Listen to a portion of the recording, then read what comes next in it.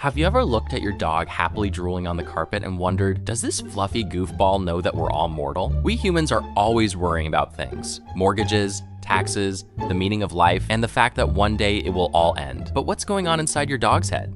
Sausage, ball, and oh my god, my human is back from the bathroom. They were gone forever.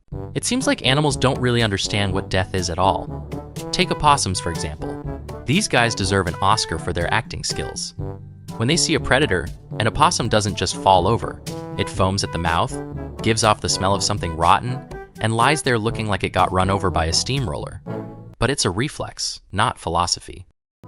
The predator leaves, the opossum gets up, shakes itself off, and goes right back to rummaging through garbage.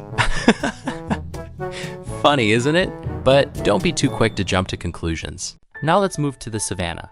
Elephants are giants with an intelligence that can be unsettling. When an elephant dies, the herd doesn't just move on. They stop. These massive animals gather around the body. They stand in complete silence for hours, sometimes even days. They gently touch the bones of the deceased with their trunks, as if trying to recognize an old friend. They even move branches and dirt around the body, almost as if they're trying to bury it. Tears run down their faces. They return to the same place for years. Elephants know that something has happened. They grieve, and in those moments, the gap between humans and animals seems to disappear. All right, wipe away those tears. Because nature is also full of complete cynics. Take crows, for example. When a crow finds a dead member of its flock, it starts screaming loud enough for the entire neighborhood to hear. Dozens of crows come flying in. Looks like a funeral, right? Wrong. It's a crime scene. The crows gather to investigate. Like tiny feathered detectives, they analyze the evidence. All right, Carla got eaten by a cat? Memorize the face of that whiskered bastard? Guys, we're getting revenge. And the craziest part? They actually remember the faces of their killers. What about our beloved pets? Our cats?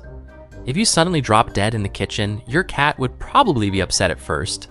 It would sniff you, pace around a bit, but then it would look at its empty food bowl, look at you, and realize that food is right there, fresh and ready.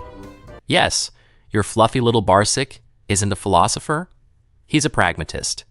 In the end, cats are just cats. And then there are dogs. Dogs may not understand the concept of eternity. They don't know what forever means, and that is perhaps their greatest tragedy. You all know Hachiko, but there are thousands of dogs like Hachiko. Dogs that come to the doors of a hospital where their owner was taken, and they wait. The nurses bring them food. The rain falls. Snow covers the ground. Years go by. The dog does not know that its owner will never walk out again. In its mind, there is only one task. He told me to wait, so I will wait. They lie on graves, refuse to eat.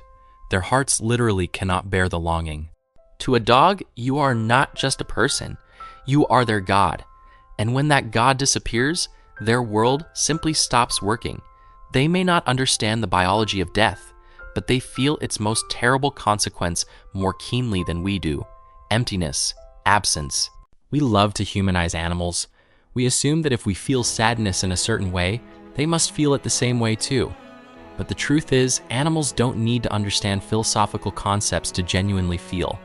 Mother monkeys carrying their dead infants for weeks, whales keeping a lifeless calf afloat, a dog sleeping on your old slippers. They experience loss with all their heart, without pretense and without trying to suppress their emotions in a therapist's office. And perhaps that's something we could learn from them.